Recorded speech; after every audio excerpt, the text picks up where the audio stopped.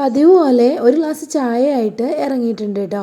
അപ്പോൾ ഇന്ന് എന്തുണ്ടാക്കാന്നുള്ള തീരുമാനമാണ് മനസ്സിലിങ്ങനെ കണക്കൂട്ടിക്കൊണ്ടിരിക്കുന്നത്. അതിനിടയിൽ ചെറുതായിട്ടൊന്ന് കാറ്റ് കൊള്ളാമെന്ന് ഓർത്തിട്ട് ഞാൻ ജനലൊക്കെ ഒന്ന് തുറന്നിടുന്നുണ്ട്. അപ്പോൾ അങ്ങനെ ആലോചനയ്ക്കൊടുവിൽ ഇന്ന് എന്താ ഉണ്ടാക്കേണ്ടതെന്നുള്ളതിൻ്റെ റിസൾട്ട് കിട്ടിയിട്ടുണ്ട് കേട്ടോ.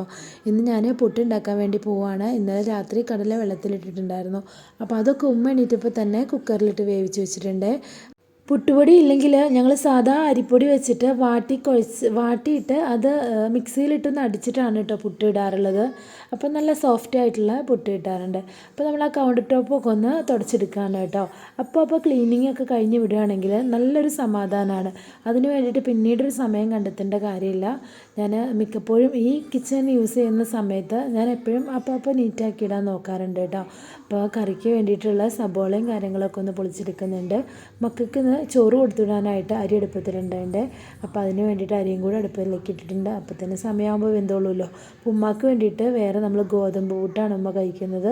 ഉമ്മക്ക് ഷുഗർ ഉള്ളതുകൊണ്ട് ഉമ്മ സാധാ നമ്മൾ ബ്രേക്ക്ഫാസ്റ്റിന് അങ്ങനെ അരി ഐറ്റംസ് ഒന്നും കഴിക്കാറില്ല കേട്ടോ. അപ്പോൾ ഞങ്ങൾക്ക് വേണ്ടിയിട്ടുള്ള പുട്ടും കൂടെ റെഡിയാക്കി എടുക്കുന്നുണ്ട് ഇടയിൽ കൂടെ.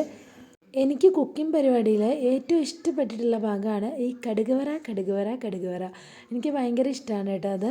അപ്പോൾ ഈ കറിയൊക്കെ ഒന്ന് താളിച്ചെടുക്കുന്നുണ്ട്.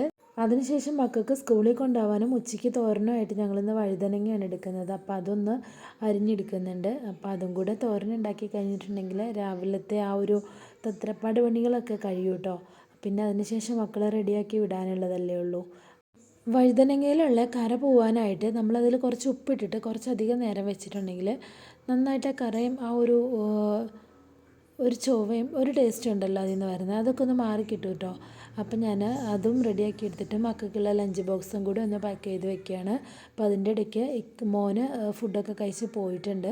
അപ്പോൾ മോൾക്കും കൂടി ഉള്ള കൊടുക്കുകയാണ് കേട്ടോ. അതിൻ്റെ ഇടയ്ക്ക് അയിനുകുട്ടി എണീറ്റിട്ടുണ്ട്. അതിനും ഇടയ്ക്ക് എണീറ്റാലും അവളെ കൊണ്ട് വലിയ ശല്യവും കാര്യങ്ങളൊന്നും ഉണ്ടാവാറില്ല കേട്ടോ. അവൾ തന്നെ കുറച്ച് നേരം അതിലേക്ക് കളിച്ച് നടന്നിട്ട് നമ്മളെടുത്തിട്ട് ബ്രഷ് ചെയ്യാനൊക്കെ ആയിട്ട് വന്നോളും. അപ്പോൾ ഇന്നൂനെ റെഡിയാക്കിയിട്ട് ആളെ ഒന്ന് രണ്ട് സൈഡിലേക്ക് മുടിയൊക്കെ ഒന്ന് കെട്ടിക്കൊടുത്ത് സ്കൂളിലേക്ക് പോകാൻ വേണ്ടി റെഡി ആയിട്ടുണ്ട് കേട്ടോ. അപ്പോൾ അങ്ങനെ അവൾ യാത്ര പറയാൻ പോവുകയാണ്.